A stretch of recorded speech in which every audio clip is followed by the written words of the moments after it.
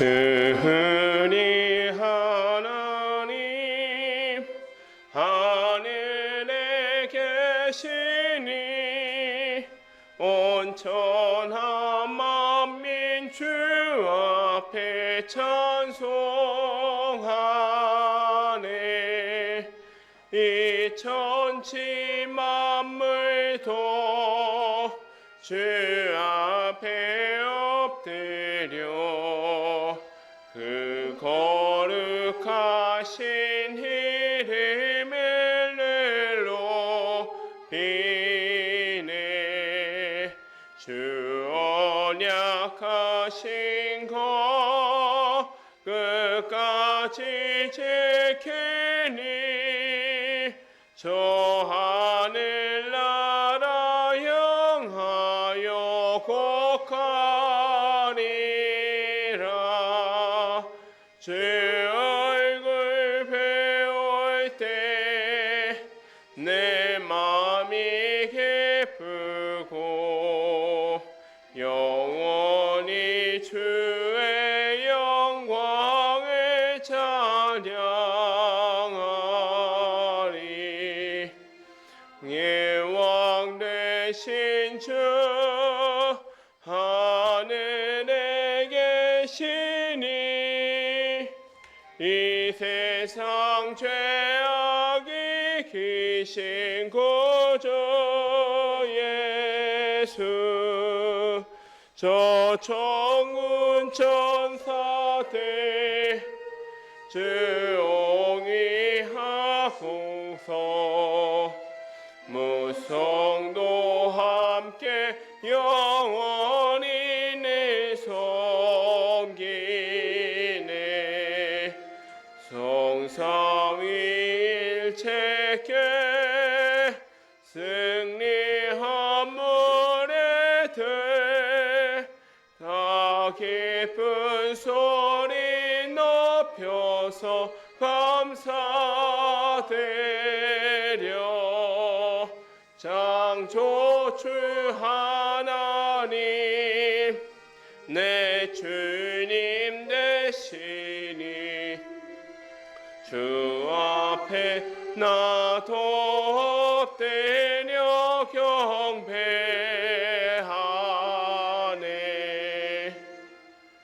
아멘.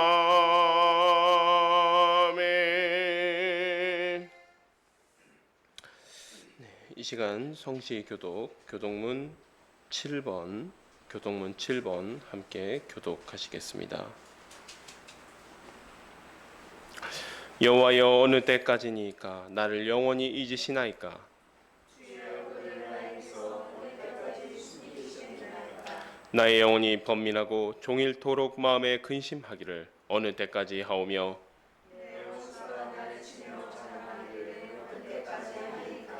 여호와 내 하나님이여 나를 생각하사 응답하시고 나의 눈을 밝히소서. 두렵건대 나의 원수가 이르기를 내가 그를 이겼다 할까 하오며 나는 오직 주의 사랑을 의지하여 싸우니 내가 여호와를 찬송하리니 이는 주께서 내게 은덕을 베푸심이로다. 아멘. 사도신경으로 우리의 신앙을 고백하도록 하겠습니다. 전능하사 천지를 만드신 하나님 아버지를 내가 믿사오며 그 외아들 우리 주 예수 그리스도를 믿사오니 이는 성령으로 잉태하사 동정녀 마리아에게 나시고 본디오 빌라도에게 고난을 받으사 십자가에 못 박혀 죽으시고 장사한 지 사흘 만에 죽은 자 가운데서 다시 살아나시며 하늘에 오르사 전능하신 하나님 우편에 앉아 계시다가 저리로서 산자와 죽은 자를 심판하러 오시리라. 성령을 믿사오며 거룩한 공회와 성도가 서로 교통하는 것과 죄를 사하여 주시는 것과 몸이 다시 사는 것과 영원히 사는 것을 믿사옵나이다. 아멘. 자리에 앉아주시기 바랍니다. 찬송 445장 함께 부르시겠습니다.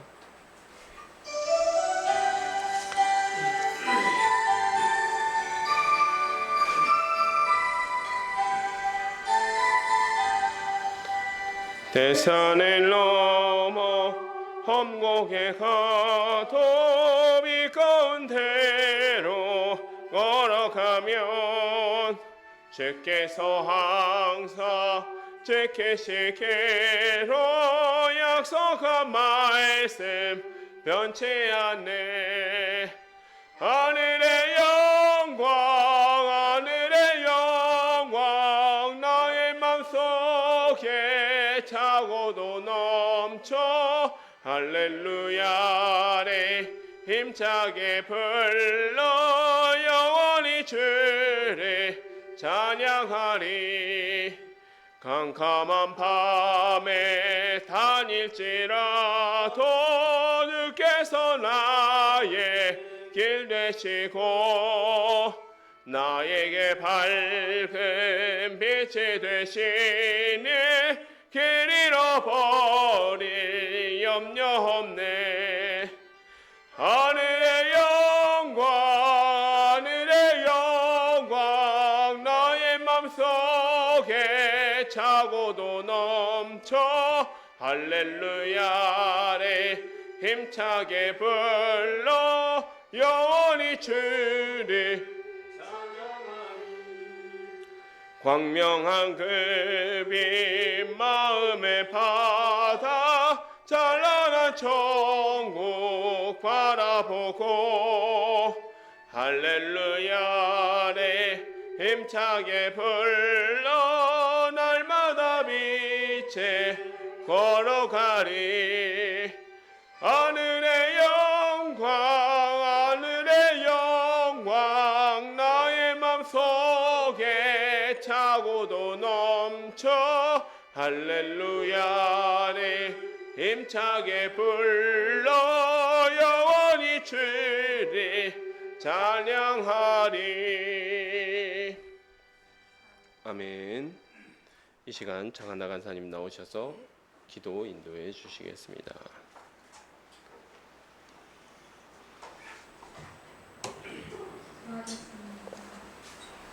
이제는 눈동자처럼 지키시는 하나님 아버지, 무더위와 폭우 속에서도 안전하게 지켜주시며 예배의 자리에 나올 수 있음에 감사합니다. 올해가 벌써 성탄기의 시간이 지났습니다. 돌아보면 모든 것이 하나님의 은혜임을 고백할 수밖에 없습니다. 그럼에도 불구하고 우리 안에 있는 죄악된 속성을 따라 하나님을 잊고 살았던 시간들을 이 시간 회개합니다. 세상에서 살아갈 때 하나님께 시선을 두기보다 더 반짝이는 것들에 마음을 빼앗기고 또 비교하며 자족하지 못하는 마음들이 우리 안에 들어오기도 합니다. 믿음의 주여 온전하게 하시는 예수님을 더욱 바라보는 저희 삶이 되게 하여 주옵소서. 아멘. 우리에게 말씀을 들을 수 있는 귀한 교회를 허락하시고 또한 말씀을 사모하는 마음을 주시니 감사합니다. 우리의 매일의 삶이 주님을 더욱 닮아가고 주님을 바라보며 주의 뜻을 따라가며 살아가는 저의 삶이 되게 하여 주옵소서. 아멘. 특별히 우리 샤롯교회를 말씀을 가르치는 교회로 세우셨으니 하나님의 뜻을 따라 우리 교회가 이 땅에서 더욱 주님 주시는 사명을 감당하는 교회 되게 하여 주옵소서. 또한 우리가 귀한 말씀을 다른 이들에게 전하고 교회에 초대할 수 있는 사랑과 믿음을 허락하여 주옵소서. 진리의 갈급함으로 행해 있는 자들에게 바른 이정표가 되는 교회 되게 하여 주옵시고 하나님의 마음을 바르게 알아 주님이 주시는 뜻을 따라 행하는 우리 샤롬교회 되게 하여 주옵소서. 오늘도 주님의 말씀을 대항하시는 박교 전도사님의 입술을 수장하여 주시고 하나님께서 늘 지혜와 성령의 충만함으로 부어주옵소서. 또한 교회를 위해서 섬기고 수고하시는 분들을 기억하여 주옵시고 하나님께서 은혜 내려 주옵소서. 오랜 시간 교회에 나오지 못하고 있는 성도님들이 계십니다. 그분들의 마음을 열어주셔서 함께 예배의 자리로 나올 수 있도록 인도하여 주시고 온라인으로 예배드리는 성도님들께도 현장 예배와 동일한 은혜를 부어주옵소서. 오늘 예배의 모든 시간이 주님만으로 영광 받으시기를 원합니다.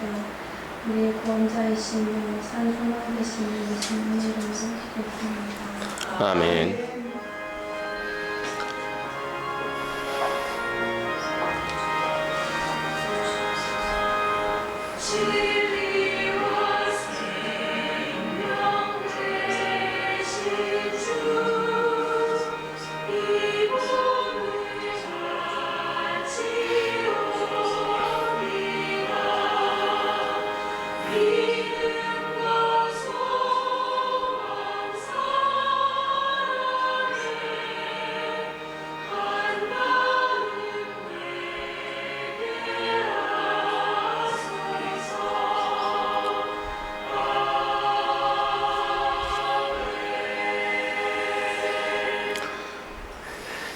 이 시간 우리에게 주신 하나님의 말씀은 마태복음 23장 1절에서 12절 말씀입니다.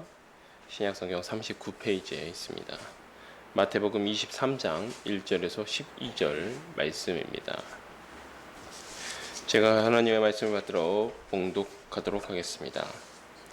이에 예수께서 무리와 제자들에게 말씀하여 이르시되 서기관들과 바리새인들이 모세의 자리에 앉았으니 그러므로 무엇이든지 그들이 말하는 바는 행하고 지키되 그들이 하는 행위는 본받지 말라. 그들은 말만 하고 행하지 아니하며 또 무거운 짐을 묶어 사람의 어깨에 지우되 자기는 이것을 한 손가락으로도 움직이려 하지 아니하며 그들의 모든 행위를 사람에게 보이고자 하나니 곧 그 경문띠를 넓게 하며 옷수를 길게 하고 잔치의 윗자리와 회당의 높은 자리와 시장에서 음원함 받는 것과 사람에게 랍비라 칭함을 받는 것을 좋아하느니라. 그러나 너희는 랍비라 칭함을 받지 말라. 너희 선생은 하나요 너희는 다 형제니라. 땅에 있는 자를 아버지라 하지 말라. 너희의 아버지는 한 분이시니 곧 하늘에 계신 이시니라. 또한 지도자라 칭함을 받지 말라. 너희의 지도자는 한 분이시니 곧 그리스도시니라. 너희 중에 큰 자는 너희를 섬기는 자가 되어야 하리라. 누구든지 자기를 높이는 자는 낮아지고 누구든지 자기를 낮추는 자는 높아지리라. 아멘. 이제 기도하고 말씀 나누도록 하겠습니다. 하나님 아버지 참으로 감사드립니다. 오늘도 이렇게 귀한 날을 주시고 주님을 예배하는 자리로 저희를 불러주시니 감사드립니다. 주님, 저희가 예수님께서 예루살렘에 입성하신 후에 또 십자가를 지시기까지의 그 말씀을 보고 듣습니다. 저희의 마음을 깨워 주시옵고 저희가 주님의 말씀을 정말 새 같은 마음, 부드러운 마음으로 받아들여서 이 말씀이 열매 맺는 그런 말씀이 되게 하여 주시옵소서. 예수 그리스도의 이름으로 기도합니다. 아멘. 지난주에 저희는 마태복음 21장과 22장 살펴보았습니다. 22장 이제 전반부까지 보았는데 예루살렘에 입성하신 예수님께서 첫 번째로 보이신 기적으로부터 시작했습니다. 그것이 바로 무화과 나무가 마르게 되는 사건이었습니다. 이 기적은 사실은 조금 많이 난해하게 여겨지는 기적이기도 했지만 사실은 예루살렘에서 처음으로 행하신 기적이라는 점에서 앞으로 예수님께서 예루살렘에서 행하실 사역들, 예수님의 이제 가장 마지막 사역들이 되겠죠. 마지막 사역들을 미리 보여주시는, 상징적으로 보여주는 사건이기도 합니다. 바로 열매 맺지 못하는 나무에 대한 심판을 보여주시는 것이죠. 예수님께서 지금까지는 이제 예루살렘에 입성하시기 전까지는 천국 복음을 전하시면서 천국이란 이런 것이다. 그리고 이 천국 복음이 전해질 것이다. 이런 말씀을 주로 전하셨다면 예루살렘에서는 이제 이 초반부에 이 무화과 나무가 마르는 사건을 통하여서는 예수님을 믿지 않고 대적하고 예수님의 말씀을 의심하고 이런 사람들에 대한 심판의 말씀을 선언하시는 거예요. 그러니까 예수님은 우리가 예수님의 십자가에 가리워져서 사실은 우리의 구원자이신 예수님만 생각할 수 있습니다. 물론 우리는 그 예수님을 믿지요. 하지만 예수님의 또 다른 면은 바로 예수님 재림하실 때에는 반드시 믿지 않는 자들, 믿지 않는 자들에 대해서는 반드시 심판하시는 심판의 주로서 재림하신다라는 것도 분명한 예수님의 모습이라는 것을 우리가 기억할 필요가 있습니다. 그래서 이 말씀 같은 경우에는 미가 선지자가 하나님을 대언하여서 이스라엘에 대해서 미가서 7장 1절이었죠. 좋은 무화과 나무 열매를 찾고자 하였지만 얻지 못하였다라고 한탄하는 장면이 있었습니다. 하나님께서 좋은 열매를 기대하신 이유가 있었죠. 바로 하나님께서는 좋은 나무를 심으셨기 때문입니다. 물론 이 이스라엘에 대한 상황을 포도나무로도 표현하고 무화과 나무로도 비유하는 경우가 많이 있지만, 좋은 나무를 심으셨기 때문에 좋은 열매를 구하였지만 열매를 얻지 못하였습니다. 그래서 구약의 선지서들에는 하나님의 심판이 무화과 나무와 포도나무 열매가 마르는 것으로 표현되었다라는 것이죠. 미가서뿐만 아니라 여러 선지서들에서 이스라엘 백성이 하나님을 배역하고 패역하게 하나님께 대들 때, 그때 하나님께서 내리신 심판이 포도나무와 무화과 나무가 마르는 것이었습니다. 좋은 열매를 기대하셨지만 얻지 못한 하나님께서 이스라엘 역시 열매를 얻지 못하도록, 내가 좋은 열매를 얻지 못했는데 너희라고 좋은 열매 먹으면서 그렇게 떵떵거리면서 살겠느냐 하면서 열매를 얻지 못하게 굶주리게 하시는 것이었죠.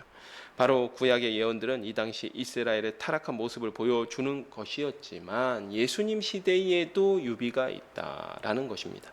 그래서 대제사장들과 서기관들, 또 바리새인과 사두개인, 이른바 유대의 지도자들이라고 하는 사람들이 그들은 유대인들의 선생을 자처했고 유대인들의 지도자를 자처했지만 예수님 보시기에는 열매를 얻지 못하는 것과 미가의 시대와 다를 바가 없다라는 것을 무화과 나무가 마르는 사건을 통하여서 보여주셨습니다.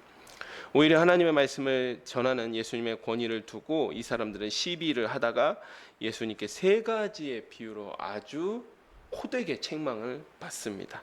그 비유들은 두 아들의 비유, 첫째 아들, 둘째 아들 누가 순종했냐 이렇게 물어보시죠. 그 다음에 두 번째 포도원 농부의 비유, 포도원 농부가 포도원을 새를 주고 멀리 타국에 가서 새를 받을 때가 되어서 종들을 보냈더니 종들을 때려 죽였다. 아들을 보냈더니 그 아들조차도 때려 죽이더라. 그렇게 표현하셨습니다. 자, 그리고 마지막으로 혼인잔치의 비유. 왕이 혼인잔치에 초청을 하였지만 모든 사람들이 다 거부하고, 심지어 어떤 악한 자들은 종들을, 혼인잔치에 초청하러 보낸 종들을 때려 죽이더라. 그래서 왕이 그 마을을, 그 패역한 마을을 진멸하고 이제는 자격 없는 자들로 하여금 혼인잔치에 초청하더라. 이러한 비유를 들어주셨습니다. 이 비유들로 당시 예수님께서 당시 유대 지도자들을 책망하시면서 먼저 된 줄 알았지만 열매 맺지 못한 그들이 오히려 나중된 줄 알았던 이들, 유대의 지도자들이 천대하고 멀리하였던 세리라든지 창녀와 같은 자들이 오히려 복음의 순종함으로, 그들이 신분이 낮아서 먼저 된 게 아니라 복음에 순종했기 때문에, 하나님의 말씀에 순종했기 때문에 먼저 되었다라는 말씀을 전해주십니다. 이 시간 이제 계속해서 예수님께서 유대 지도자들과 논쟁하시면서 그들이 얼마나 진리의 말씀을 오해하고 왜곡하였는지에 대해서 드러내시는 그런 장면들이 이어지게 됩니다. 사실은 원래 우리가 지난 시간 마지막에 살펴보았던 세금 문제 있죠. 이 데나리온을 보여주면 이것이 가이사에게 세를 바치는 것이 옳습니까? 하나님께 세를 바쳐야 됩니까? 이렇게 했을 때 원래는 그 세금 논쟁이 사실 오늘 첫 부분에 살펴보는 것이 사실은 내용의 흐름상으로 맞습니다. 다만 이제 분량 자체가 오늘 다뤄야 되는 분량이 너무 많기 때문에 이제 조금 지난주에 좀 미리 살펴본 점이 있습니다. 그래서 그 세금 논쟁부터 시작해서 23장 마지막까지 이 유대 지도자들과의 그 말씀에 관한 논쟁, 그들이 얼마나 말씀을 오해하고 왜곡하여서 백성들에게 심히 많은 짐을 지게 하면서 자기들뿐만 아니라 백성들조차도 맹인된 자가 되게 하였는지에 대해서 예수님께서 드러내 보이십니다. 23절입니다. 부활 논쟁입니다. 세금 논쟁을 주도했던 사람들은 바리새인들이었죠. 이 바리새인들이 예수님 앞에서 크게 망신을 당했다는 소식을 듣고 나서 이제는 사두개인들이 예수님을 시험하고자 합니다. 23절입니다. 부활이 없다 하는 사두개인들이 그날 예수께 와서 물어 이르되, 선생님이여, 모세가 일렀으되 사람이 만일 자식이 없이 죽으면 그 동생이 그 아내에게 장가들어 형을 위하여 상속자를 세울지니라 하였나이다. 우리 중에 7형제가 있었는데 마지가 장가를 들었다가 죽어 상속자가 없으므로 그 아내를 그 동생에게 물려주고 그 둘째와 셋째도 일곱째까지 셋째로 일곱째까지 그렇게 하다가 최후에 그 여자도 죽었나이다. 그런즉 그들이 다 그를 취하였으니 부활 때에 일곱 중에 누구의 아내가 되리이까? 예수께서 대답하여 이르시되 너희가 성경도 하나님의 능력도 알지 못하는 거로 오해하였도다. 부활 때에는 장가도 아니가고 시집도 아니가고 하늘에 있는 천사들과 같으니라. 죽은 자의 부활을 논할진대 하나님이 너희에게 말씀하신 바 나는 아브라함의 하나님이요 이삭의 하나님이요 야곱의 하나님이로다 하신 것을 읽어보지 못하였느냐. 하나님은 죽은 자의 하나님이 아니요 살아있는 자의 하나님이시니라 하시니 무리가 듣고 그의 가르치심에 놀라더라. 이 부활 논쟁은요, 부활이나 천사나 혹은 내세 이 모든 것들을 믿지 않던, 그러니까 자기 눈에 보이지 않는 것은 믿지 않고 철저하게 이 율법을 아주 현세적인 것, 그러니까 지금 삶에서 복받는 것으로만 여겼던 이 사두개인들이 예수님을 함정에 빠뜨리려고 던진 질문입니다. 그리고 이 부활 논쟁은요, 이들이 아주 독창적으로 지금 생각한 논쟁이 아니라 세금 논쟁도 마찬가지고 부활 논쟁도 마찬가지지만 그때 당시에 신학적으로 굉장히 첨예하게 대립하던 그런 사건들, 그런 논쟁들을 예수님께 가져와서 질문 던진 겁니다. 어떤 쪽으로 대답해도 곤란할 수밖에 없는 질문을 이제 준비한 것이었죠. 자, 그래서 유대 역사가 요세푸스에 따르면요, 당시 예루살렘의 공의회 같은 경우에는 사실은 바리새파가 소수였어요. 바리새파가 소수파였고요. 왜냐하면 바리새파가 기본적으로 이 사람들의 어떤 성향이라든지 겉으로 보여지는 모습은 상당히 경건하고 또 상당히 금욕적이고, 왜냐면 뭐 하루에 일주일에 2번씩 금식하고 이런 이제 금욕적인 모습들을 보여주니까 백성들로부터 존중은 받았습니다. 존경은 받았는데 정작 권력적인 부분에서 권력 구도에서는 소수파였고, 사두개파와 이제 대제사장들이나 이런 기득권층이 좀 더 다수파였다라고 증거를 하고 있어요. 유대 역사가 요세푸스가 그렇게 증거하는데, 대다수 백성들 같은 경우는 당시 바리새파 같은 경우에는 율법에 대해서는 굉장히 보수적인 해석을 했지만 나름 그때 상황으로 보자면 상당히 어떤 진보적인 그런 이제 주장들을 많이 하는 이제 바리새파를 지지하는 사람들이 많았고, 실제 사두개파는 자기의 권력을 좀 지키려고 하는 이제 정치적으로 따지면 조금 보수적인 색깔을 가진 그런 이제 분파였다라는 것이죠. 특히 이 부활 논쟁은요, 사두개파와 바리새파 사이에 굉장히 첨예하게 대립했던 신학적 내용인데, 예수님은 그 전까지만 하더라도 천국에 대해서 가르치시고 부활에 대해서 가르치시고 이 모든 것들을 사두개인들도 알고 있었단 말이죠. 즉 이 질문을 던진 이유는 예수님이라면 틀림없이 부활이 있다라고 할 거다. 그러면 이 사건으로 그를 망신 중과 동시에 아주 정치적으로 소수파로 몰아서 예수님을 좀 고립시키려는 그런 이제 의도를 가진 질문이었다라는 것입니다. 부활이나 내세에 대한 신앙은 사실 구약 성경에는 잘 드러나지 않아요. 아주 일부 드러나는 부분이 있지만 사실은 구약 성경 전체적으로 보면 구약 성경이 조금씩 진행되어 오면서 하나님의 계시가 조금씩 더 많이 조금 더 밝히 드러나기 시작하면서 아주 구약 성경 끝에 가서야 이 부활 신앙이 잠깐 등장합니다. 그 부분이 이제 다니엘서 12장이라든지 이사야서 같은 부분에 이제 이 부활에 대해서 아주 잠깐 아주 스치듯이 이야기하는 부분들이 드러납니다. 이사야서 26장, 다니엘서 12장 가서에 드러난다라는 것이죠. 즉 하나님께서는 이처럼 모든 계시를 한꺼번에 밝히 알게 하시지 않습니다. 우리의 종말에 대한 것이 그렇죠. 우리에게 계시록을 주셨지만 우리에게 종말에 이러한 일들이 일어날 것이다라는 것을 미리 알게 하신 것이지, 어느 때 어느 시에 예수님께서 임하신다든지 뭐 분명하게 적그리스도가 누구라든지 이런 것을 밝히 알게 하시지 않았습니다. 마찬가지로 구약시대에도 계시가 조금씩 알게 하시는 것이죠. 그렇게 해서 예수님 때에 들여서 이 계시가 확 이제 드러나게 되는 것이 예수님으로 인해서 그렇게 되는 것이죠. 마치 조금씩 이스라엘의 신앙이 성장하는 것에 따라서 그 비밀을 조금씩 더 알게 하신 것이죠. 그러나 구약성경 뒷부분에 가서야 아주 일부에서 부활에 대해서 잠깐 예언하였기 때문에 사두개인들은 이 모세의 오경에는 이 부활에 대한 얘기가 없지 않냐, 천국에 대한 얘기 없지 않냐, 그러니까 그거 없는 거다. 너희들이 꾸며낸 얘기다. 이런 식으로 이제 매도했다라는 것이죠. 그러면서 예수님께 던진 질문이 여러분 잘 아시는 질문입니다. 7형제가 있었는데 첫째로부터 막내까지 자식을 남기지 못하고 죽었을 때 천국에서 그 큰 형수는 누구의 아내가 되겠습니까? 그것이 질문이었습니다. 이 질문에는 그런데 몇 가지 문제가 있습니다. 질문을 원래 보통 우리가 그렇죠. 사실 몰라서 던지는 질문이 있는데 어떤 의도를 가지고 질문할 때는 기본적으로 어떤 전제, 그러니까 어떤 것을 전제로 하고서 질문을 하는 경우가 많이 있습니다. 그런데 이들이 전제로 했던 것이 무엇이냐면 바로 모세가 전한 율법을 현세, 지금의 당장의 삶에 대한 것으로만 한정 짓는 것이었습니다. 그것이 가장 첫 번째 문제였다는 것이죠. 내세를 믿지 않으니까 율법이 오직 현재에 복 받는 것 혹은 현재 하나님께로부터 저주를 피하기 위한 법으로만 여기게 되는 것이죠. 사실 지금도 복음을 이런 식으로 취급하는 사람들이 없는 것은 아닙니다. 우리가 기복적인 신앙이라고 하죠. 혹은 율법주의적인 신앙도 다르지 않습니다. 하나님께 저주받지 않기 위해서, 하나님께 뭔가 벌받지 않기 위해서 신앙생활 열심히 하는 척하는 것, 그것이 사실 이 사두개인들의 모습과 크게 다르지 않다라는 것이죠. 마찬가지로 복음을 지금 당장 내가 이 현세에서 복 받고 물질의 복을 받고 건강의 복을 받고 이렇게 여기는 것도 사두개인들의 신앙과 다르지 않다라는 것입니다. 자, 그러나 우리가 율법에서 확인할 수 있듯이 율법은 영원하신 하나님과 하나님의 나라를 바라보게 하는 법입니다.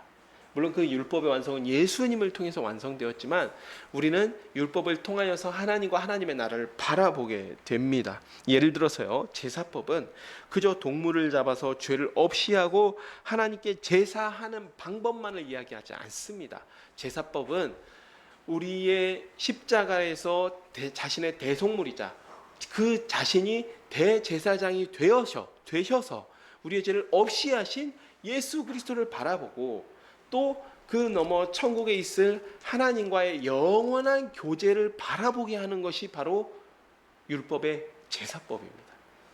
율법에서는 이제 그래서 천국에 가면 천국에서 하나님과 우리가 영원한 교제에 그 충만한 교제를 누리게 되는 그것이 이 구약 시대에 표현된 것이 아주 낮은 단계의 계시에서 표현된 것이 제사법인 것이죠.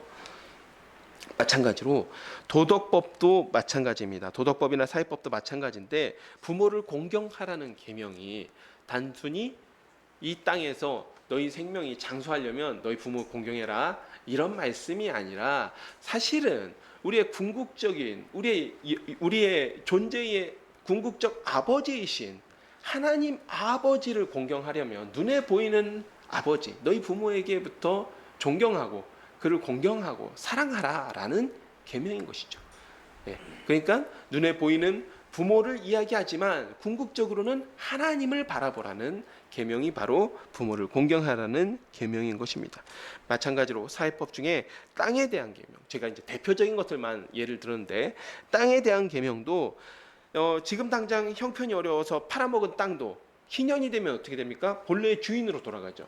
왜 그렇습니까? 그 주인의 소유이기 때문이 아니라 땅은 원래는 하나님의 소유입니다. 모든 땅은 이스라엘이 차지한 모든 땅은 하나님의 소유이기 때문에 우리가 소유권을 주장할 수가 없어요. 그래서 하나님께서 정하신 법에 따라서 희년이 되면 그 토지를 본래 주인에게 본래의 가문에게 돌려주게 되는 것입니다. 이는 온 땅의 주인이 하나님이라는 사실을 드러내는 법이면서 우리의 궁극적인 기업이 누구입니까? 무엇입니까? 바로 하나님이라는 사실을 바라보게 하는 법이 바로 이스라엘의 토지법이라는 것이죠. 하지만 사두개인들은 이 모든 것들을 무시하고 무조건 현세적인 복, 현세의 복, 지금 당장 복을 누리는 것, 지금 당장 하나님의 저주를 회피하는 것으로만 여겼다라는 것입니다. 두 번째 문제가 있는데요. 하나님께서는 율법을 주신 목적과 의도를 완전하게 이들은 오해하고 있었다라는 것입니다. 사두개인들의 부활 논쟁에서 인용한 율법이 이른바 수혼법이라고 하죠. 형수와 결혼하는 법, 혹은 계대 결혼이라고도 하고요. 혹은 형사 취수의 법이라고도 합니다. 다 부르는 방법들은 이제 다양해요. 이는 사실은 상당히 인류 역사상 보편적으로 좀 발견할 수 있게 되는 법인데, 형수랑 결혼하는 것들은 없었지만 조선 시대에도 형이 아들이 없어요. 그럼 어떻게 하죠? 동생이 아들을 낳았을 때 그 아들을 형의 집에 장자로, 그러니까 이렇게 입양하게 해서 형의 가문이 끊어지지 않게 하죠. 사실은 이 수혼법이 조금 더 유교적으로 유학에 있어서 좀 발전된 법이 그러한 법입니다. 마찬가지로 이 법은요, 형의 가문이 끊어지지 않도록 돕는 법이었고, 형수를 아내로 삼는 것이 목적이 아니라 사실은 형의 상속자를 세워주고, 그를 통하여서 이제 그 상속자가 장성하였을 때 그 상속자로 하여금 형수를 또 봉양하게 하는, 형의 아내에 또 형수를 봉양하게 하는 그런 일종의 사회복지적인, 고대 사회의 사회복지적인 법이었다라는 것이죠.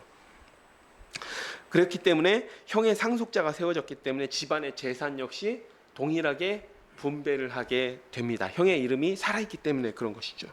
이와 같이 하나님께서는 선한 목적으로 어느 이스라엘 한 사람이라도 그 이름이 끊어지지 않게 하라, 죄를 지은 사람들 말고는요, 그 이름이 끊어지지 않게 하라라는 목적으로 이 수혼법을 세워주셨는데, 사두개인들은 이 법을 부활이 허구다, 부활은 거짓말이다 라는 것을 증명하기 위해서 이용했다라는 것입니다. 그러자 예수님께서는 그들이 성경도 하나님의 말씀 능력도 알지 못한다고 책망합니다. 굉장히 사실은 모욕적인 말이죠. 물론 바리새인만큼은 아니었지만 나름 이스라엘에서 행세를 좀 하던 사람들, 나름 좀 힘 좀 쓰던 사람들인데, 그 사람들이 너희들 성경도 알지 못한다라고 이야기했으니까 상당히 모욕적인 말입니다. 그들이 성경을 자신들의 기득권을 보호하거나 그런 방식으로만 성경을 이용했기 때문에 예수님께서는 그들에게 성경을 모른다라고 말씀하고 있습니다. 천국에 들어갔다라는 것이 이미 하나님의 자녀로 천국을 상속받았다라는 것입니다.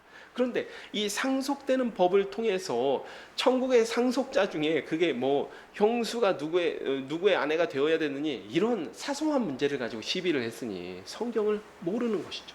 상속에 대한 법을 가지고 그 상속의 궁극적 목적인 천국의 상속자, 이미 다 모두가 천국의 상속자가 되었는데 그걸 가지고 아내가 누구의 아내가 되어야 되느냐, 도무지 말씀을 이해하지 못하고 있는 것입니다. 그래서 예수님께서 부활 때는 시집가고 장가가는 일이 없다, 하늘의 천사들과 같다라고 말씀하십니다. 이렇게 해서 예수님께서 이렇게 계시를 조금 열어 보여주셨기 때문에 우리 역시 천국에 대해서, 천국에 가면 시집가는 일도 장가가는 일도 없고 하늘의 천사와 같이 지내게 되는구나에 대해서 알게 되는 것이죠. 이어서 굉장히 충격적인 말씀을 하십니다. 그들이 인용한 모세의 율법에서 하나님께서 모세에게 처음 나타나실 때 하신 말씀을 인용하셨습니다. 출애굽기 3장 6절 말씀이죠. 하나님께서 모세에게 자기 소개를 하십니다. 그러면서 나는 아브라함의 하나님, 이삭의 하나님, 야곱의 하나님이라고 말씀하십니다. 왜냐하면 모세의 시대에는 일단 모세부터가 불타는 떨기나무를 보면서 도대체 누구십니까? 하나님 누구? 내가 이 백성에게 가서 누구라고 하나님을 소개해야 될까요? 라고 여쭤볼 정도로 하나님에 대해서 사실은 잘 모르고 있었던, 물론 하나님에 대한 지식이 아예 없었다라고 말할 수는 없습니다. 왜냐하면 뭐 요게벳, 모세의 어머니 요게벳의 요자가 야훼라는 의미거든요. 그러니까 하나님의 이름을 알고는 있었어요. 알고는 있지만 하나님에 대해서 잘 알지 못했던, 이 종로를 타는 동안에 잘 알지 못했던 그런 상황에 하나님께서 뭐라고 이야기하시면 너희 조상의 하나님이다. 내가 아브라함의 하나님, 이삭의 하나님, 야곱의 하나님이다. 그러면서 하나님은 죽은 자의 하나님이 아니라 살아있는 자의 하나님이라고 말씀하십니다. 하지만 우리가 알거니와 이미 모세 때쯤 되면 아브라함이 죽은 지, 또 이 야곱이 죽은 지 400년도 넘게 흘렀습니다. 그런데 왜 하나님은 살아계신 자의 하나님이라고 예수님은 살아있는 자의 하나님이라고 말씀하셨을까? 즉 이 구절은요, 하나님과 아브라함의 관계가, 하나님과 이삭의 관계가, 하나님과 야곱의 관계가, 하나님과 모세의 관계가, 하나님과 이스라엘의 관계가 죽었다고 해서 끝났다라는 게 아니죠. 죽어서 끝나는 게 아니라는 겁니다. 사두개인들은 죽으면 끝이라고 생각했습니다. 그러나 죽었다고 끝나는 게 아니라 하나님과 아브라함이 맺은 언약은 영원한 언약이기 때문에 하나님과 아브라함의 관계도 아브라함의 죽음으로 끝나는 게 아니라는 것이죠. 여기서 이 삶을 살았으니까 사실은 이제 더 본격적인 삶, 하나님과 연합하고 하나님과 교제하는 진정한 기쁨과 희락을 누리는 그 삶이 남아있는, 즉 하나님은 영원하신, 죽어서 끝나는 게 아니라 영원한 언약을 통해서 살아있는 자의 하나님이라고, 하나님의 그 언약은 영원하고 견고하다라는 의미로 하나님은 살아계신 자의 하나님이라고 말씀하셨습니다. 그래서 우리와 하나님과의 관계도 피조물인 우리의 죽음으로 끝나는 것이 아니라 하나님의 언약에 의지하여 영원한 하나님의 나라까지 이어진다라는 것을 말씀하시는 것이죠.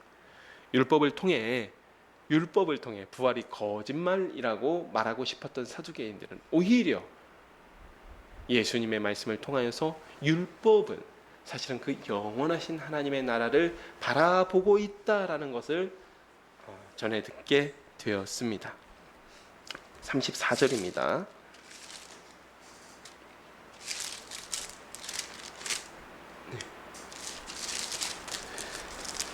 34절입니다.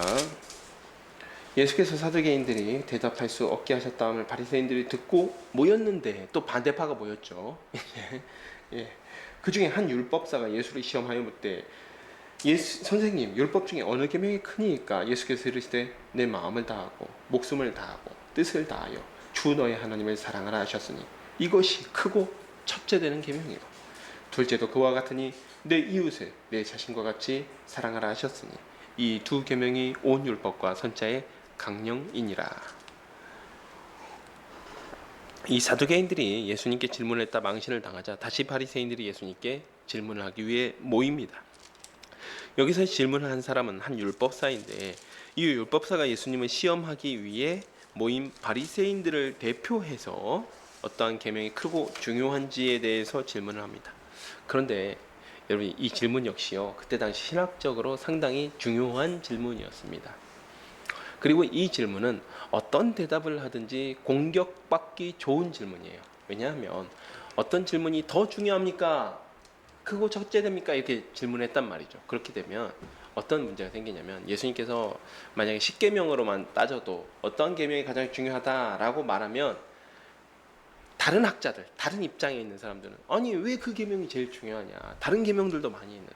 그런데 율법에 있는 계명들은 이 유대인들이 따져보기만 해도 613가지나 되거든요. 613가지나 되는데 613가지의 계명 중에 어느 것을 이야기한들 반대가 나오지 않겠습니까?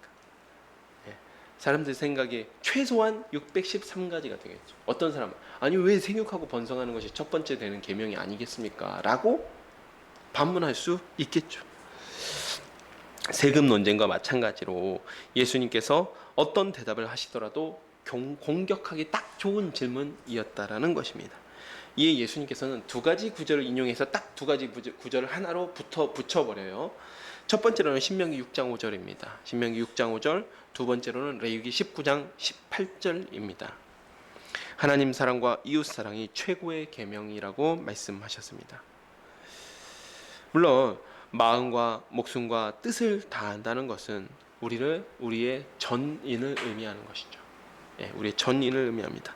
말로만 하나님을 사랑한다라고 이야기한다거나, 머리로만 하나님을 사랑하는 내가 하나님을 사랑해야지라고 생각만 하는 것이 아니라 우리의 생각과 우리의 마음과 또 우리의 생명을 다하여서 실제로 하나님을 사랑하는 것을 실천하고 살아내는 것으로서 우리의 영혼과 육체의 모두로 하나님을 사랑해야 한다라는 것이 율법의 최고의 계명이라는 것이죠.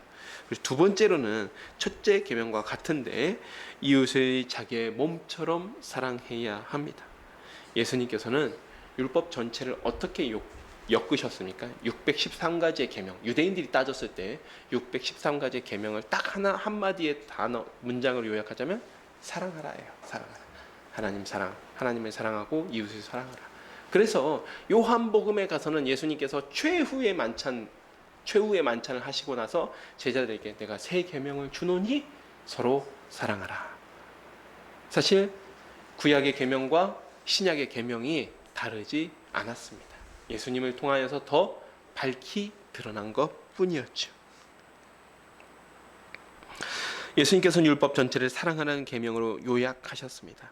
우리는 이미 산상수훈에서 예수님께서 이웃 사랑의 범위를 원수까지도 사랑하는 것이라고 말씀하시는 장면을 보았습니다.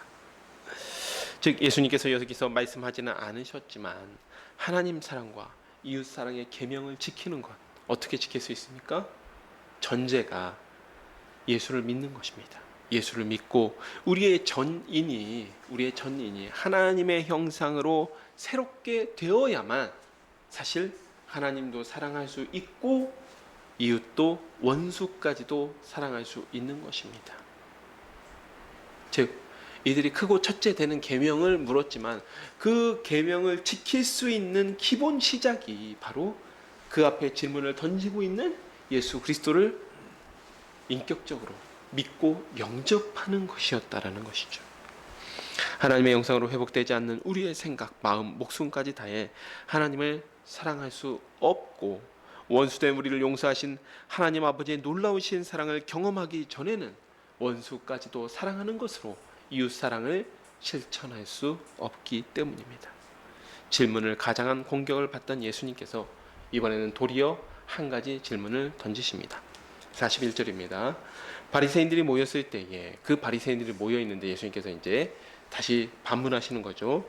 예수께서 그들에게 물으시되 너희는 그리스도에 대하여 어떻게 생각하느냐? 누구의 자손이냐? 대답하되 다윗의 자손이니이다. 이르시되 그러면 다윗이 성령에 감동되어 어찌 그리스도를 주라 칭하여 말하되 주께서 내 주께 이르시되 내가 내 원수를 내 발 아래에 둘 때까지 내 우편에 앉아 있으라 하셨도다 하였느냐? 다윗이 그리스도를 주라 칭하였으니 어찌 그의 자손이 되겠느냐 하시니 한마디도 능히 대답하는 자가 없고 그날부터 감히 그에게 묻는 자도 없더라. 예수님의 질문의 수준은 사두개인이나 바리새인들의 율법에 대한 오해에서 비롯된 질문과 차원이 달랐습니다. 먼저 바리새인들이 피할 수 없도록 질문을 던지시는 거죠. 메시아가, 여기는 그리스도라고 이야기했지만 메시아를 의미하는 거예요. 메시아가 누구 자손이냐? 아이고, 아시는 말씀 하시나 마시나. 당연히 다윗의 자손이죠. 구약 성경 곳곳에 선지자들이 곳곳에 다윗의 자손으로 오실 메시아를 그렇게 이야기하지 않았습니까? 다윗의 가지에서 한 싹이 난다고 하지 않았습니까? 당연히 다윗의 자손이죠. 그렇다면 예수님께서 시편 110편 1절을 인용하시면서 어째서 110편 다윗이신데 그 다윗이 여호와 하나님 우편에 앉으셔서 원수들을 이기시고 멜기세덱의 반차를 따르는 영원한 대제사장이 오실 거라 찬양하고 있습니다.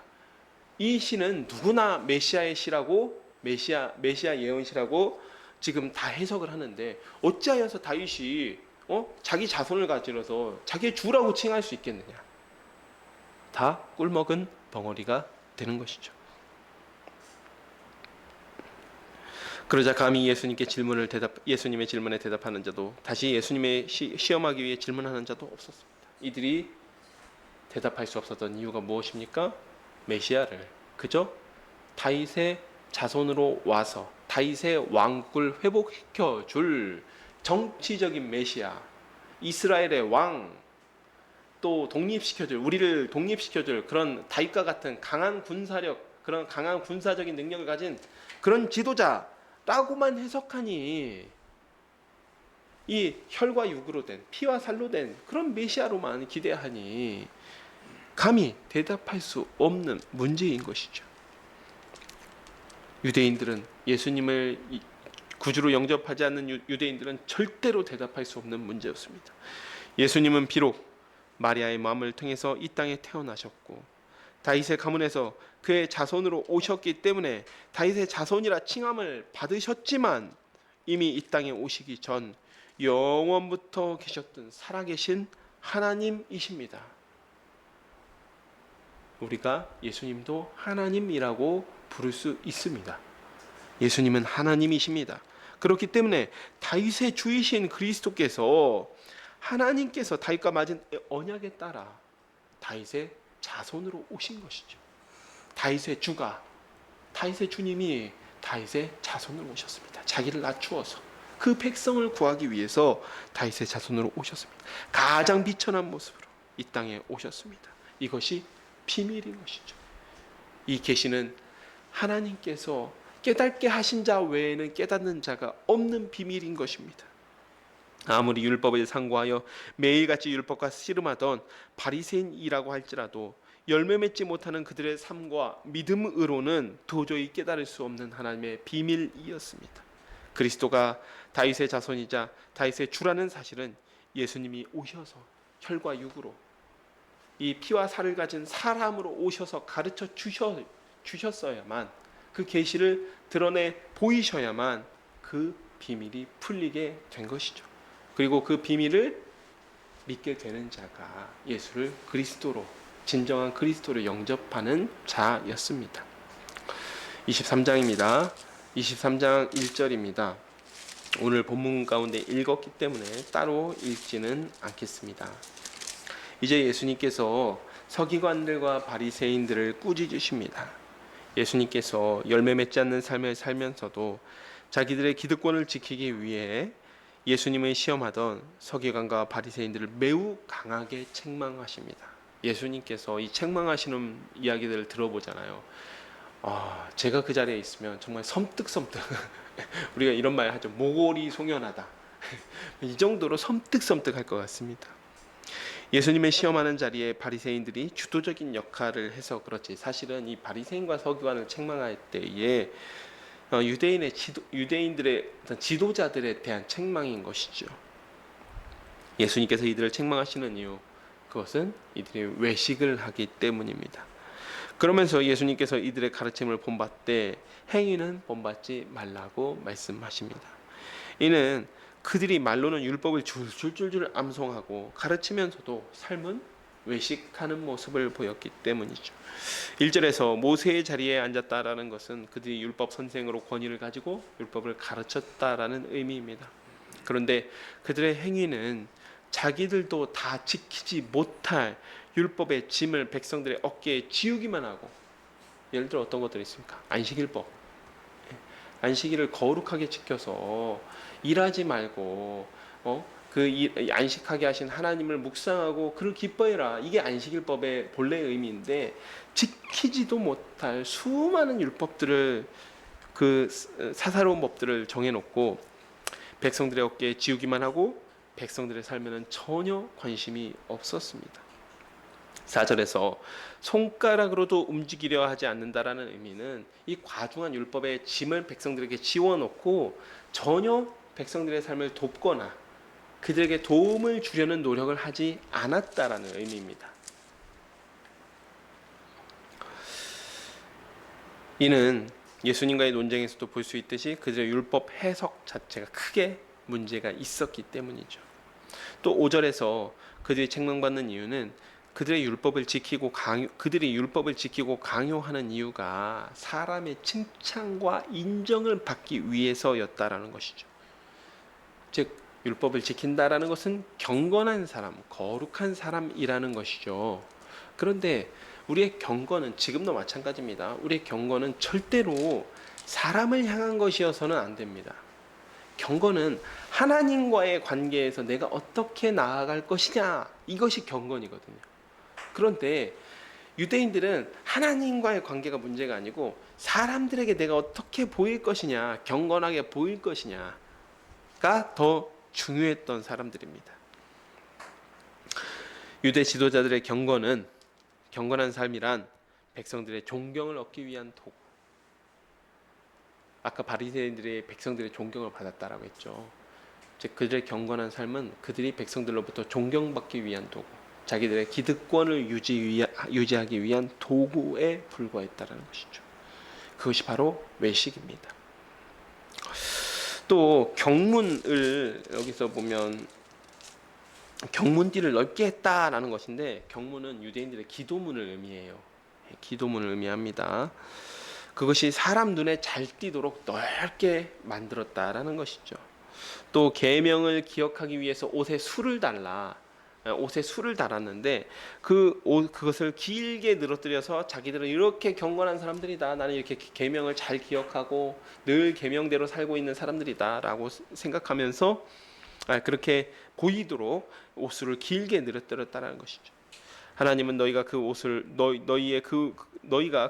보고 율법을 기억하고 방종하지 말라는 의도로 명령하셨는데, 그것으로 내가 이렇게 율법을 철저하게 지킵니다라는 것을 자랑하기 위해서 자랑했다라는 것입니다.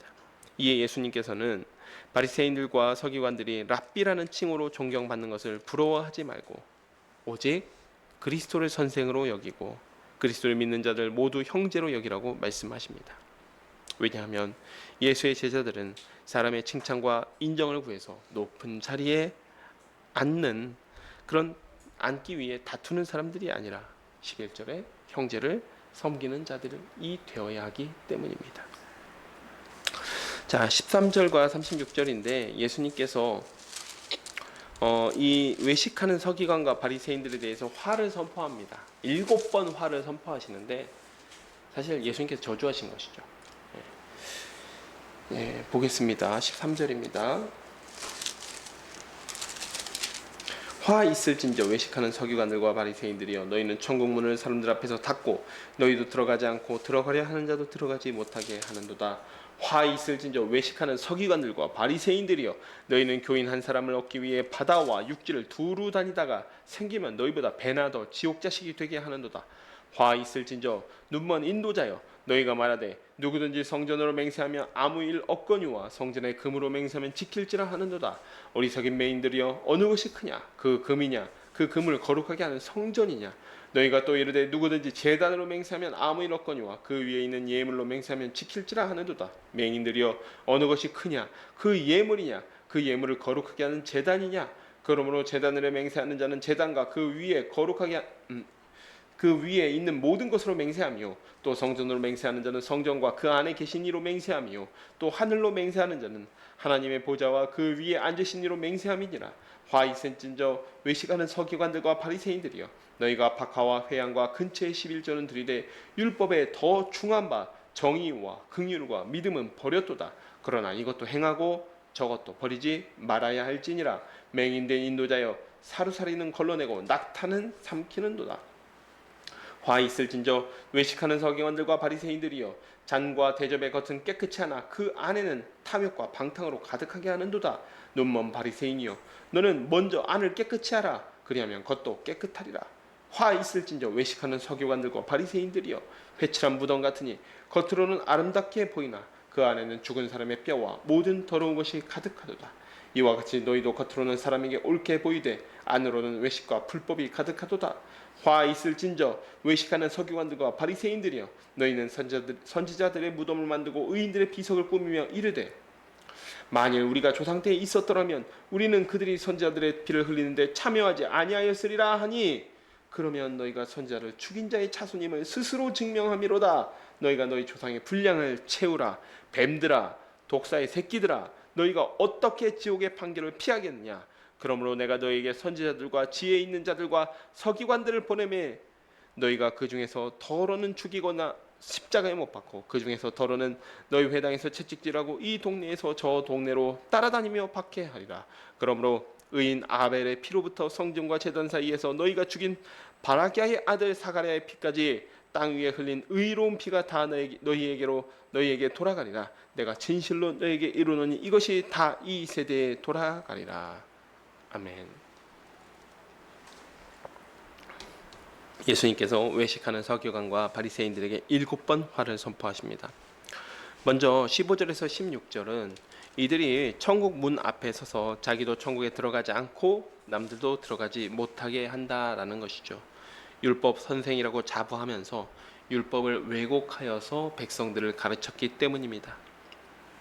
17절에서 22절은 예수님께서 산상수훈에서 맹세하지 말라고 가르치셨습니다. 맹세하지 말라고 가르치셨죠. 그렇지만 그들은 그조차도 왜곡해서 가르칩니다. 성전에 봉헌한 금이나 예물로 맹세하면 지켜야 하지만 성전이나 제단으로 맹세하면 지킬 필요가 없다. 좀 이상하죠. 근데 이런 규정을 비판한 겁니다. 결국 금과 예물을 거룩하게 하는 것은 헌물 자체가 아니라 성전에 계신 하나님으로 맹세한 것이기 때문에 이들의 율법 해석이 얼마나 엉터리인지 말씀하신 것인데, 사실은 우리도 과연 이에서 자유로울 수 있는지를 이 말씀을 통해서 한번 새겨봐야 합니다. 우리도 과연 이 건물 교회가 아니라 교회 자체를 귀하게 생각하는지, 교회 자체를 귀하게 생각하고 이것을 몸으로 그리스도의 몸으로 생각하는지, 혹은 우리가 드리는 헌금이라든지 헌물이라든지 이 예물에만 집중하고 있는지, 겉에 드려지는 것에만 집중하고 있는지를 반드시 돌이켜 봐야 합니다. 또 23절에서 24절은 사소한 율법은 지키면서 보다 본질적인, 말씀의 본질적인 부분은 무시하고 있다라는 것이죠. 11조보다 더 중요한 것이 무엇입니까? 하나님께 진정으로 받기 원하시는 것. 그것은 바로 정의와 긍휼과 믿음입니다. 율법을 통해서 삶에서 맺어지는 열매라는 것이죠. 그러나 사소한 것들은 지켜요. 겉으로 드러나는 것들. 예. 그런 11조, 헌금 생활 이런 거 철저하게 지킵니다. 그러나 자기 유익대로 낙타는 삼키고 더 중요한 삶의 외면하고 걸러버렸습니다. 이미 하나님께서 사무엘이 사울에게 한 책망의 말씀을 통해서 순종이 제사보다 낫고 듣는 것이, 하나님의 말씀을 듣는 것이 수양의 기름보다 낫다. 최고의 예물보다 하나님께서 더 원하시는 것은 나의 말에 순종하고 내 말을 듣는 것이다 라고 말씀하셨지만, 이때 당시의 바리새인이야, 사실은 우리들 역시도 같은 잘못을 반복할 수 있다라는 것이죠. 25절에서 28절 정결법도 엉망으로 지켰습니다. 이 바리새인들은 예수님 제자들이 손을 씻지 않고 밥을 먹을 때 손 씻지 않고 밥 먹는다고 그렇게 정죄하고 책망했던 사람들입니다. 그러나 눈에 보이는 정결법은 잘 지키면서도 눈에 보이지 않는 마음은 정결하지 않았던 사람들이 바로 바리새인들이라는 것이죠. 그래서 예수님께서 바리새인과 서기관들의 삶을 보았을 때 회칠한 무덤이라고 이야기하십니다. 겉으로는 그럴듯합니다. 예.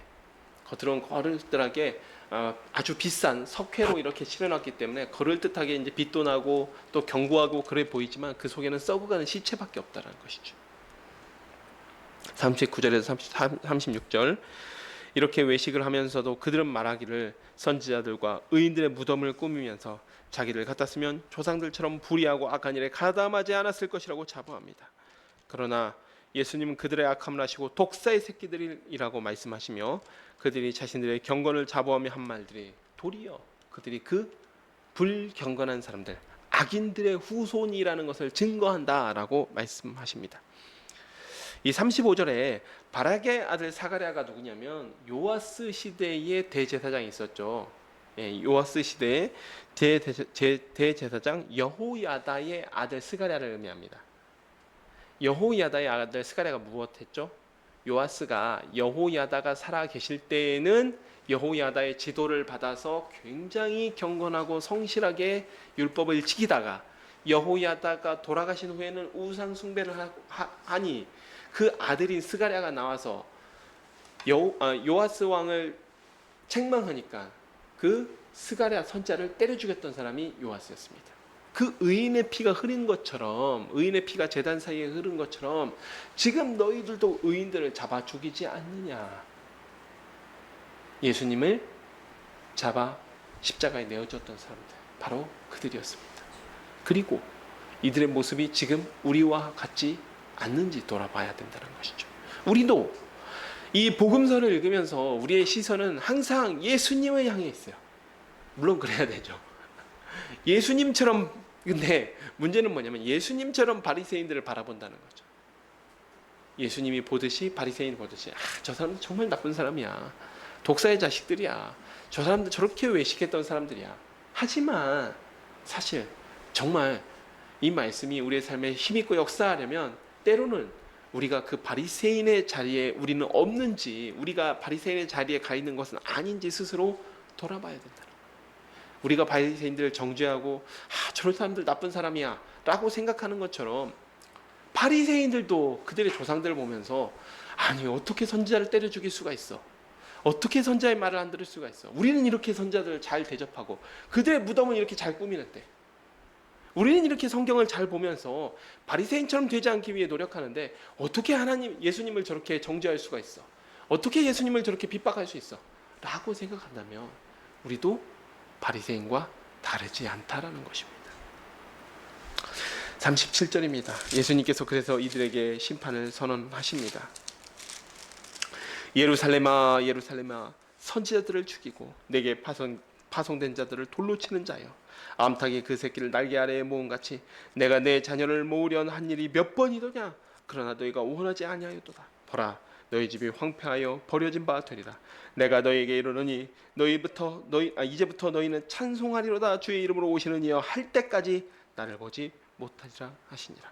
예수께서 성전에서 나아가실 때 제자들이 성전 건물을 가리켜 보려고 나아오니 대답하여 이르되 너희가 이 모든 것을 보지 못하느냐? 내가 진실로 너희에게 이르노니 돌 하나도 돌 위에 남지 않고 다 무너뜨려지리라. 결국 예수님께서 예루살렘과 성전에 대한 심판을 선포하십니다.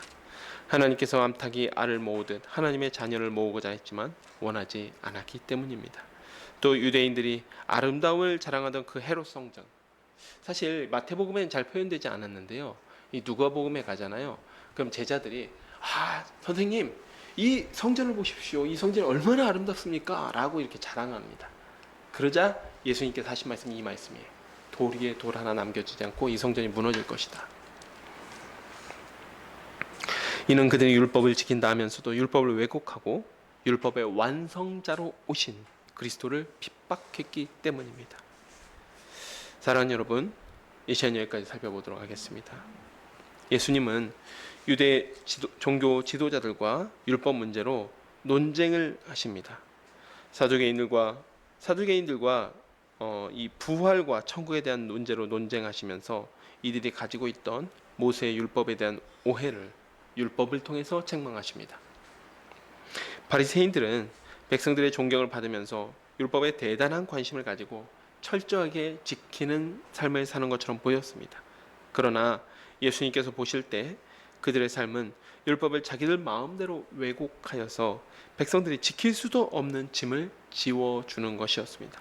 또한 율법에 대한 그들의 열정은 하나님과 이웃을 사랑하는 율법의 본래의 뜻과는 멀리 떨어져서 그들의 열정이 사실은 자기들의 명예, 백성들의 존경, 사람들의 인정을 구하고 외식하는 것에만 집중하고 있었습니다.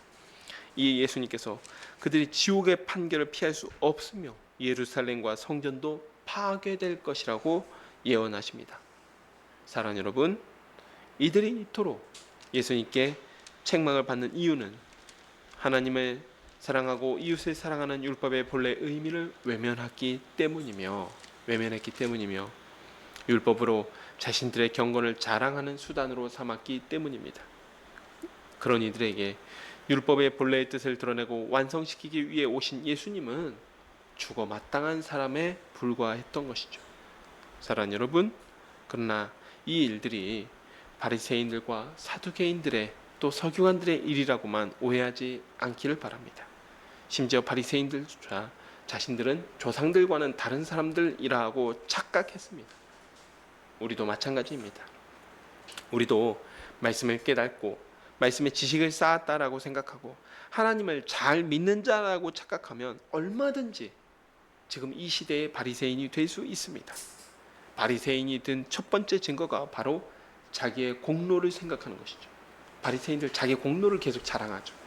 자기들 행위를 계속 자랑하죠. 큰 자가 되고자 하는 것입니다.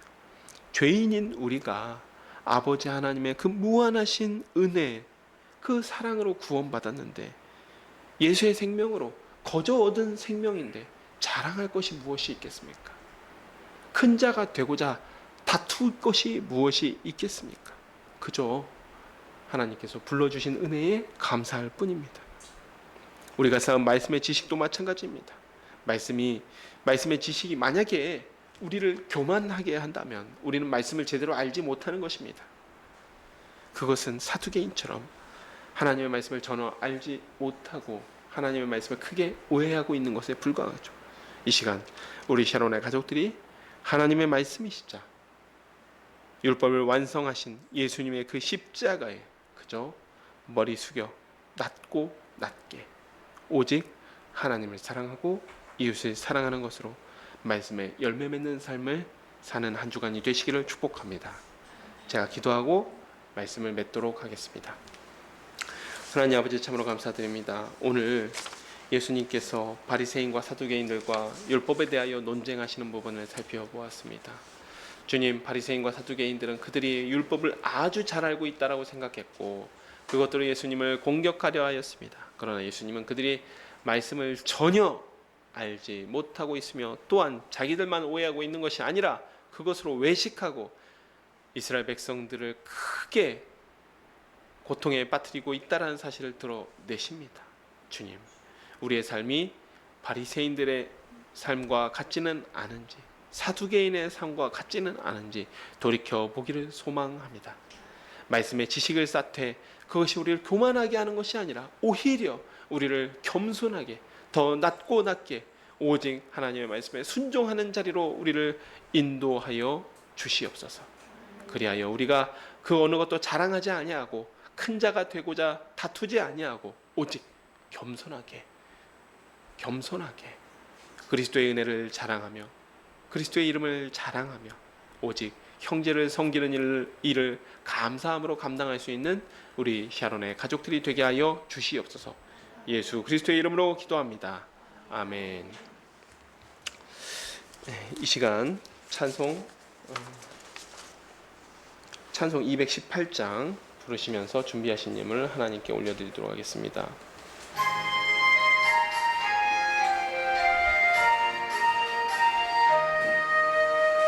너의 마음과 정성을 다하여서 주 너의 하나님을 사랑하라. 내 몸을 아끼고 사랑하되 형제와 이웃을 사랑하라. 주께서 우리에게 명하시니 그 명령 따라서 살아가리. 널 미워 해치는 원수라도 언제나 너 그렇게 사랑하라.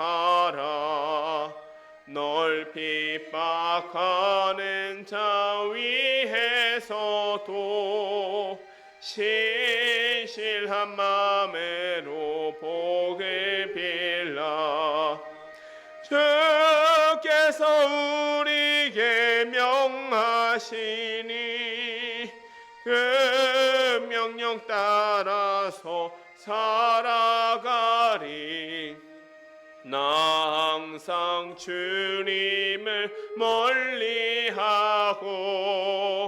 형제를 사랑하지 못하였다. 이러한 죄인을 사랑하사 주께서 몸 버려 죽으셨다. 속죄의 큰 사랑 받으니모 내 생명 다 바쳐 충성하리. 아멘. 드려진 헌금을 위해서 제가 기도하도록 하겠습니다. 하나님 아버지 참으로 감사드립니다. 오늘도 이렇게 귀한 날을 주시고 주님을 예배하는 자리로 저희를 불러주시니 감사드립니다.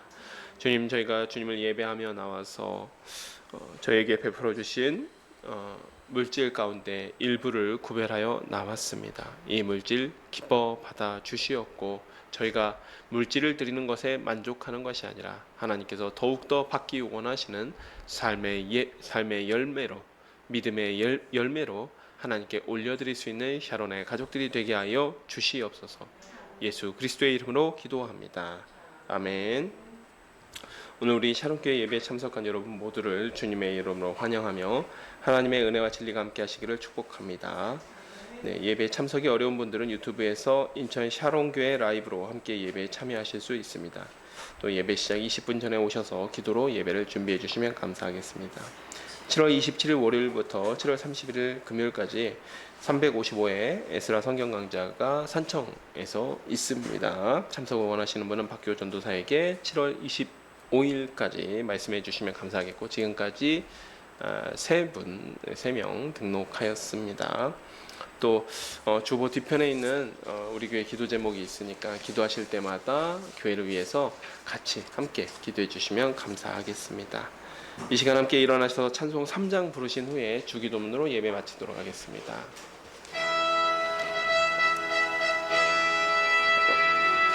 성부 성자와 성령 찬송과 영광 돌려보내세.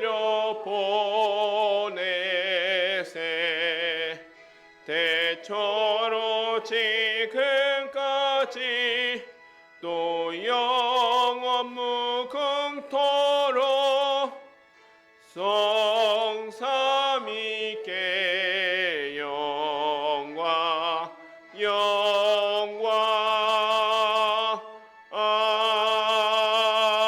아멘. 하늘에 계신 우리 아버지여, 이름이 거룩히 여김을 받으시오며 나라가 임하시오며 뜻이 하늘에서 이루어진 것 같이 땅에서도 이루어지이다. 오늘 우리에게 일용할 양식을 주시옵고 우리가 우리에게 죄 지은 자를 사하여 준 것 같이 우리의 죄를 사하여 주시옵고 우리를 시험에 들게 하지 마시옵고 다만 악에서 구하시옵소서. 나라와 권세와 영광이 아버지께 영원히 있사옵나이다. 아멘.